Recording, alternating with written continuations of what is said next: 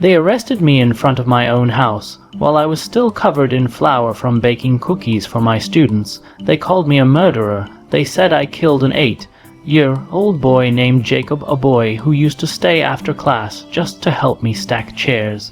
A boy who once asked me, "Can someone follow you without being seen?" I thought he was joking. Now he's dead.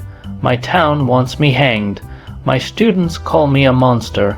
And someone I've never seen is leaving me photographs of Jacob. Alive, smiling, standing beside a stranger with a gloved hand on his shoulder. If I don't find the real killer first, I won't just lose my freedom, I'll be next. I never imagined my life would end up on the evening news before I even understood what I was being accused of. The flashing red and blue lights outside my house made everything feel unreal, like I was standing outside my own body, watching my nightmare unfold from afar. I remember holding my hands up when the officers shouted my name, not because I resisted, but because I didn't know what else to do. I was still in my flour, dusted sweater. I'd been baking cookies for my class 30 minutes earlier. Now neighbors watch from their porches as Sheriff Daniels read me my rights. You have the right to remain silent. I should have stayed silent, but I didn't. I didn't kill him. I didn't kill Jacob. I must have shouted it 3 times before I realized no one believed me.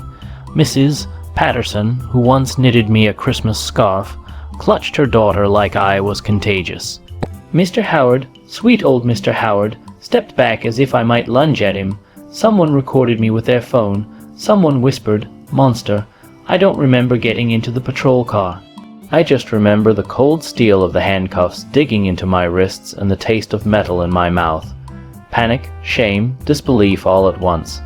My own reflection in the window didn't even look human, pale.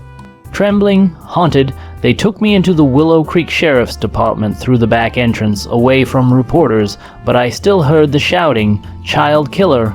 She taught my son! Hang her!" I tried to breathe. I tried to think, but all I could see was Jacob's smile. The little boy who always stayed after class to help stack the chairs. The boy who asked me once, "Do you think someone could follow you without being seen?" And I laughed.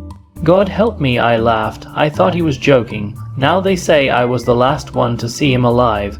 The interrogation room was smaller than I expected. 1 metal table, 2 chairs, a camera in the corner blinking like a watchful eye. Sheriff Daniels sat across from me, elbows on the table, hands folded like a disappointed father. He didn't yell. He didn't threaten. He just looked at me for a long time. "Emma," he said quietly, "you've been teaching at Willow Creek Elementary for 12 years. Do you expect me to believe you suddenly snapped? I didn't snap because there was nothing to snap over. I cried. He came in for tutoring. His mother asked me to help him with his reading. He left at 4:30. I stayed to grade papers. That's it. That's all." Deputy Harris burst into the room like he'd been waiting for his cue. He slapped an evidence bag on the table. Inside was a scrap of navy blue fabric with little white apples on it, my classroom rug. "We found Jacob's blood on this," he said. "You want to explain how that happened?" I stared at it, trying to understand. Jacob had spilled juice on that rug just last week. I scrubbed it myself. I would have sworn that stain was gone. But maybe it hadn't been, or maybe this wasn't juice. My hands trembled. No, that's wrong. Someone planted that. Someone. Harris laughed. Who? The Tooth Fairy. Daniels shot him a look. Enough. Then he leaned in closer, voice low. "Emma, was Jacob afraid of someone?" I froze. That strange question, that tremble in his voice that day. "Do you think someone can follow you without you knowing?" I swallowed. He asked me something odd. I didn't take it seriously. Daniel's eyes narrowed. What did he ask? Before I could answer, another officer entered holding a small plastic bag. "Sheriff," this was found in Jacob's backpack. Inside was a folded piece of paper. He handed it to Daniels. Daniels unfolded it and read aloud, "If anything happens to me, it wasn't a mess. Clark." My breath caught. Tears welled. He tried to protect me. I whispered, "Even when he was," or Harris cut in, "someone is trying to frame someone else." Daniels said nothing. He just stared at the note like it was a riddle. Like it had answers he couldn't yet see. Minutes later, an officer rushed back in with a tablet. Sheriff, handwriting analysis came through, compared it with Jacob's school notebooks. Daniels didn't take his eyes off the note. Well, it wasn't written by Jacob. An adult male wrote it. Silence. I stared at them all, stunned. Sheriff Daniels finally looked at me, and for the first time, he didn't look certain. He looked afraid. Not of me, but of whoever really wrote that note. They released me from the interrogation room, but not because they believed me. Sheriff Daniels didn't say I was free, he just said, "We're not charging you." Yet, that word "yet" hung in the air like a storm cloud ready to burst. They took my phone, my laptop, even my lesson plans as evidence. I walked out of the station at 2:47 a.m. No escort, no car, no apology, just the buzz of the flickering street lamp and the hum of distant crickets. For the first time in my life, I was scared of Willow Creek, the same quiet town where I grew up, where people left pies on each other's porches and waved from across gas station pumps. Now every window felt like an eye watching me. Every curtain twitch felt like a silent accusation. I didn't go home, I couldn't. They had scoured my house earlier. The lights were still on inside. I could see through the front window. They had turned everything upside down. My couch cushions were on the floor, books scattered, the framed photo of my students smashed against the kitchen cabinet. I stood at my own doorway and felt like a stranger. That was when I noticed it.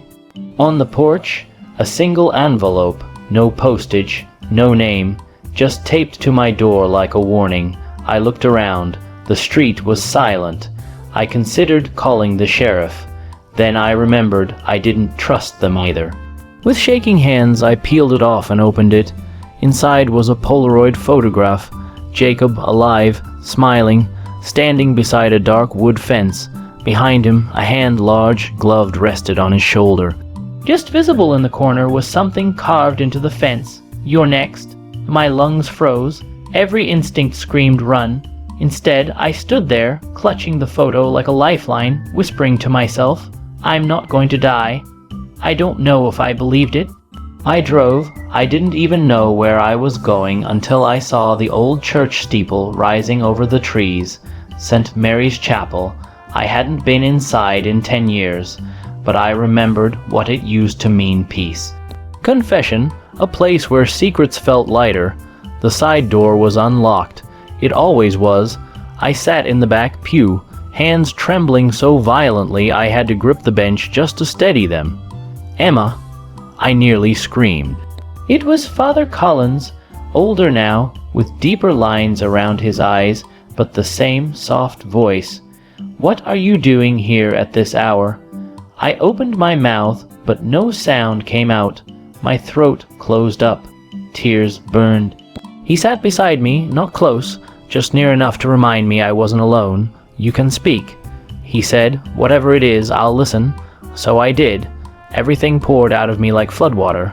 The arrest, the note, the photograph, the fear. He didn't interrupt once. When I was done, I whispered, "Father, someone killed that boy, and they want me to take the blame." He looked at me with quiet understanding. "You believe someone is framing you." "I know they are." He nodded slowly.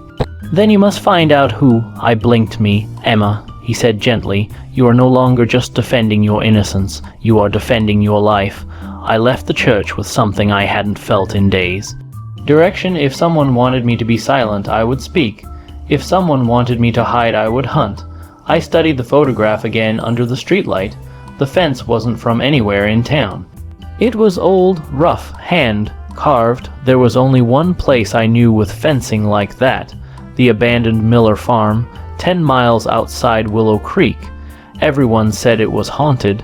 Teenagers dared each other to go there on Halloween. But no one lived there. No one should be there, unless they didn't want to be found. I gripped the wheel, heart pounding, headlights slicing through the night as I turned off the main road and followed the dirt path toward the forgotten fields. Halfway there, I saw them fresh tire tracks. I killed the engine, listened, silence, no crickets, no wind, even the air was holding its breath. I stepped out of the car slowly. The night felt too still. Too aware, I took one step, then another, until I stood before the rotting fence from the photograph, the same one, same carving, you're next. I raised my flashlight and froze on the other side of the fence. Boot prints, small ones, a child's, still fresh. My throat tightened. Jacob didn't die here. He was here, recently, which meant someone was keeping him, or had kept him. The flashlight flickered, and in that split second of darkness, I heard it, soft, barely audible, a whisper carried by the wind, or maybe a voice from somewhere deeper. Run. That word echoed in my skull, whether it came from my own instincts or somewhere else I didn't know.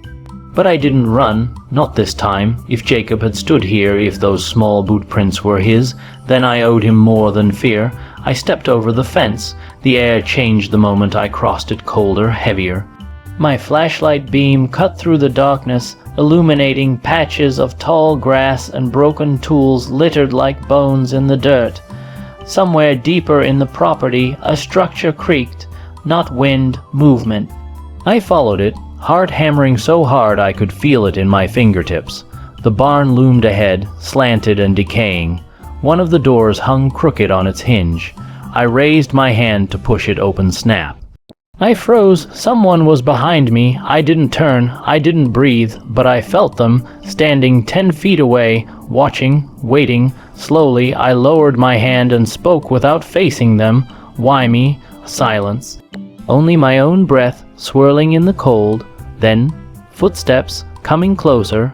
Crunch, crunch, crunch. I closed my eyes. If you're going to kill me, I whispered, do it facing me. The footsteps stopped. I turned and saw Sheriff Daniels, but not the sheriff I knew, not the calm, steady man who lectured schoolkids about safety during assemblies. The sheriff looked like someone unmasked, eyes wild, shoulders tense. A smile stretched too thin across his face. Emma, he said softly, you weren't supposed to come here. I staggered back. You. His smile vanished. I didn't want to frame you. I needed to. He stepped closer. If I didn't choose someone, they were going to pick me. Who? I demanded. He looked past me to the barn, like he was afraid of something inside far more than me. I didn't kill Jacob, he said quietly. I believed him because his voice trembled. Then who did? I whispered. Footsteps sounded again, this time not his, from inside the barn, slow, dragging, heavy. Sheriff Daniels took a step back, shaking his head like a frightened child. No, it wasn't supposed to happen like this. The barn door creaked open wider, and there standing in the darkness was a figure, tall, broad, wearing a hooded jacket and gloves, the same gloved hand from the photograph. They didn't move, didn't speak, but I could feel their smile. Daniel stumbled backward. I kept my promise. I brought her. Now leave me alone. I turned toward him, stunned. You delivered me to them. He didn't answer. Because the figure spoke, not loud, not fully clear, but enough to turn my blood to ice. 2 sins, one to punish, one to blame. My spine locked. Daniels dropped to his knees like a man condemning himself. I'm sorry, he begged. I did what you asked. The figure tilted their head, almost amused. One more to bury. Before I could react, the figure moved, fast. Daniel screamed. I ran. I didn't look back. Branches whipped my face as I sprinted through the field, lungs on fire. I didn't stop until I reached the car, hands shaking so violently I nearly dropped the keys. I slammed the door, locked it, and peeled off the property, gravel spraying behind me. I didn't look in the rear-view mirror until I reached the main road. I wish I hadn't, because there standing at the edge of the field was the hooded figure, still watching, not chasing, almost. Waiting. It's 4:03 a.m. now. I'm sitting in my dark living room, writing everything down. My hands won't stop trembling, but I know now this won't stop on its own. Someone is playing a game, not just with me. With the whole town. Jacob wasn't chosen at random. I wasn't chosen at random. 2 sins, one to punish, one to blame. What did that mean? Why me? What did they know about me that I didn't? A noise at the front door snapped me to attention. I stood slowly. There slid under the door was another envelope. My chest tightened as I picked it up. No name, no markings. Inside was a single photograph. not of Jacob, not of the barn, but of me sleeping, taken through my bedroom window, on the back in the same carved handwriting from the fence. Your turn. Please like and subscribe. Thanks for watching.